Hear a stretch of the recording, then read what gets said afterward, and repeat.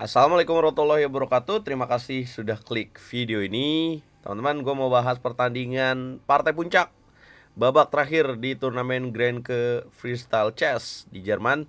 Magnus Carlsen 8 babak 8 poin. Babak terakhir dia bertemu dengan Vincent Keimer. Akurasi di game ini gila banget ya, di atas 90%. Jadi langsung aja kita bahas apa yang terjadi di game ini. Apakah ada langkah brilian lagi seperti game sebelumnya? Magnus Carlsen melawan raja terakhir, di mana dia merupakan pecatur nomor 1 Jerman, Vincent Keimer. Magnus memulai dengan langkah D4, kemudian hitam menjawab dengan langkah D5, kemudian putih kuda B3, hitam menjawab dengan langkah F6, kemudian Magnus kuda C5, ancaman pada pion petak B7. Gila, ini Magnus kayaknya udah mulai ngerti ya gimana cara dia bermain yang bagus di tiap-tiap posisi freestyle chess. Kita nggak akan tahu, mungkin prediksi saya bisa jadi Magnus nih bisa ciptakan opening catur Fischer Random 960 nih guys. Dimana sebelumnya belum ada orang yang menciptakan catur Fischer Random ini. Bobby Fischer sendiri menyebut bahwa catur Fischer Random ini adalah ya lebih ke skill kepada pemainnya ya, dan belum ada opening yang diciptakan. Jadi lebih ke skillful banget nih teman-teman. Kuda C5 dijawab dengan langkah kuda ke petak D6. Kemudian Magnus mainkan langkah H4. Kemudian hitam A5. Kemudian putih gajah H2, ancam kuda. Pion yang diancam langsung jalan B6. Kemudian kuda mundur ke petak D3. Sebenarnya bukan langkah yang tepat. Di sini lebih tepat kuda ke petak A6 untuk ngancam gajah. Tapi ini menurut saya natural ya. Kita akan lihat cara main God teman-teman. Jadi kalau misalkan ada tanda tanya di situ tapi sekiranya tidak merugikan ya menurut saya, kita coba lihat God bermain seperti apa guys. Kemudian C5 dimainkan, putih C3, hitam menjawab dengan langkah C4, mengancam terus Vincent Keimer. Kemudian putih naikkan kuda ke petak F4. Kemudian hitam mendorong B5, putih F3, hitam mainkan langkah E5. Pion makan pion, pion makan pion, dan Magnus dapatkan pion di petak D5. Tapi Vincent Keimer juga tahu dia bisa mendapatkan pion di petak H4. Ngeri ya, saling bongkar. Kemudian Magnus mainkan langkah G4, ini untuk mengeluarkan kuda sepertinya, atau raja naik ke petak G2. Kemudian hitam menjawab dengan langkah gajah A7, ancaman checkmate pada petak F2. Apa respon Magnus? Magnus mainkan langkah E3. Kemudian hitam mundur, menteri ke petak H6, ancam pion. Putih membiarkan dan lebih memilih raja G2 untuk menjaga benteng karena ancamannya juga untuk makan pion E5. Vincent Keimer lebih menjaga pion di petak E6. Kemudian putih Magnus memperkuat posisi kuda dengan pion E4.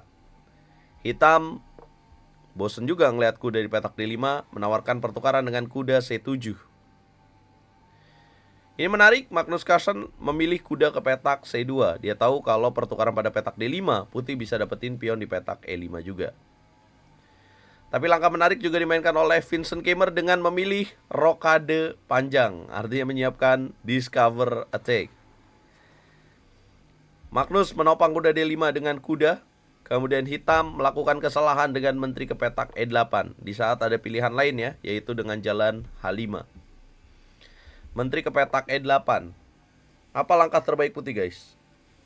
Ya, pertukaran kuda dan kemudian kuda naik lagi ya ke petak D5 itu menarik. Tapi Magnus lebih pilih menteri ke petak E2.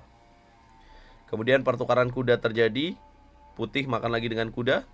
Kemudian hitam baru mendorong H5. Langkah ke-20, putih gajah G3, lakukan pin benteng di petak H8. Hitam menjawab taktis, gajah keluar ke petak E6. Putih mendorong pion G5, hitam mainkan benteng D7. Putih menggeser benteng C ke petak D1. Hitam mendorong pion H4, menawarkan sacrifice, pengorbanan. Apa tujuannya? Kalau misalkan dimakan dengan gajah, maka sepertinya akan ada menteri ke petak H5 untuk ada ancaman gajah ke petak H3 nantinya. Magnus Carlsen menerima pengorbanan dengan gajah H4. Tapi menariknya, bukan menteri H5 yang dipilih oleh Vincent Keimer, tapi Vincent Keimer lebih pilih menteri D8. Ya, tujuannya bagus sih. Dia mau sacrifice rook, kemudian dapetin pion di petak G5. Ya, kemudian Magnus taktis menteri ke petak E1. Jadi menjaga bishopnya, apabila dilakukan sacrifice, maka menteri yang akan makan menjaga pion petak G5. Jadi simple banget ya sebenarnya. Hitam coba lakukan pengorbanan, mau dapetin keuntungan, tapi putih tahu dan menjaga pion keuntungannya. Hitam naikkan benteng ke petak H5. Magnus naikkan queen ke petak G3. Dan blunder dilakukan oleh hitam dengan kuda ke petak F5. Sepertinya panik ya, karena waktu tinggal sedikit. Pilihan lainnya yang lebih bagus adalah menteri ke petak E8, mungkin untuk menteri ke petak G6 ya teman-teman. Sini, kemudian menteri ke petak G6. Apa yang salah dari kuda ke petak F5? Ya makan aja dong, makan. Kemudian ya mungkin hitam di sini idenya adalah untuk mendapatkan kuda juga di petak D5 dan membuat gajah di petak D5. Nah, tapi belum ada keuntungan apapun yang didapatkan oleh hitam ya, hanya bishopnya di petak center. Nah sementara putih punya pion bebas sekarang. Putih mainkan menteri G4, ancaman benteng dan ancaman discover check. Hitam menjaga dengan bishop ke petak F7. Kemudian putih mainkan langkah G6, ada ancaman menteri dan benteng. Ya, tapi Vincent Kemmer mungkin melihat ada menteri D2 skak. Tapi putih bisa menghindar dengan raja ke petak H3. Dan akhirnya memaksa Vincent Kemmer harus melakukan pertukaran benteng dan bishop. Putih mengambil dengan queen. Kemudian hitam gajah ke petak D5.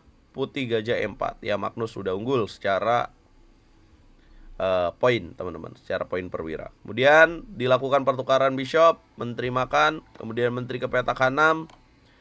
Kemudian raja ke petak G2. Menteri ke petak G5 skak. Menteri ke petak G4. Kemudian menteri ke petak D2 skak. Dan kemudian raja ke petak G3. Hitam naikkan raja ke petak C7. Putih mendorong pion. Hitam mainkan gajah ke petak F2 skak. Putih raja ke petak H3. Gajah ke petak C5 mundur lagi. Ya udah nggak ada skakmatnya ya. Pion makan pion dilakukan oleh putih. Hitam melakukan menteri ke petak H6 skak. Putih raja G2. Menteri ke petak D2. Dan kemudian raja G3, Vincent Kemmer menyerah. Ya karena kalau dilanjutin gajah F2 lagi kayak tadi, raja ke petak H3, skak menteri H6, raja G2. Selesai ya teman-teman. Magnus Carlsen akhirnya menang di game ini dan mencatatkan 9 babak 9 poin. Kayak Bobby Fischer di kejuaraan Amerika ya, 11-11. 9 babak 9 poin, artinya Magnus Carlsen mungkin makin menunjukkan ya kalau dia semakin jago bermain freestyle chess. Tapi tetap aja Magnus Carlsen belum pernah menjadi juara catur freestyle chess. Jadi mungkin motivasinya sekarang bagaimana bisa menggulingkan Hikaru dari gelar juara dunia catur freestyle chess. Ya, kalau kita bahas gamenya 94,8% putih, hitam 86,3% akurasinya. Magnus Carlsen tampil luar biasa di turnamen ini walaupun sehari main 2 kali, tidak jadi masalah untuk pecatur nomor 1 dunia. Nah, berkat kemenangan ini Magnus Carlsen dapetin hadiah berapa sih? Tidak sebesar di Paris ya. Dia mendapatkan 60.000 euro, tetap aja gede banget ya buat kita. Kemudian peringkat 2 40.000 euro, peringkat 3 30 euro. Ini sampai peringkat 15 dapat 200 euro, guys. Nah, bagaimana hasilnya? Siapa peringkat 2-nya? Peringkat 1-nya Magnus, peringkat 2-nya Dominguez Perez Linier, pecatur Amerika Serikat.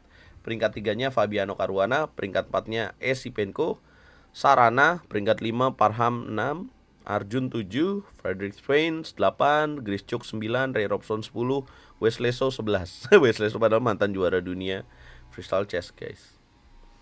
Ya, sampai 15 besar. Ya, nama-nama seperti pemain top Javongir Sindarov dan Vincent Kemmer berada di luar 20 besar. Apa agenda berikutnya dari Magnus? Pokoknya nonton aja di YouTube RL Chess. Gimana komentar kalian, guys? Gila ini Magnus. Jangan lupa like, share, komen, dan subscribe.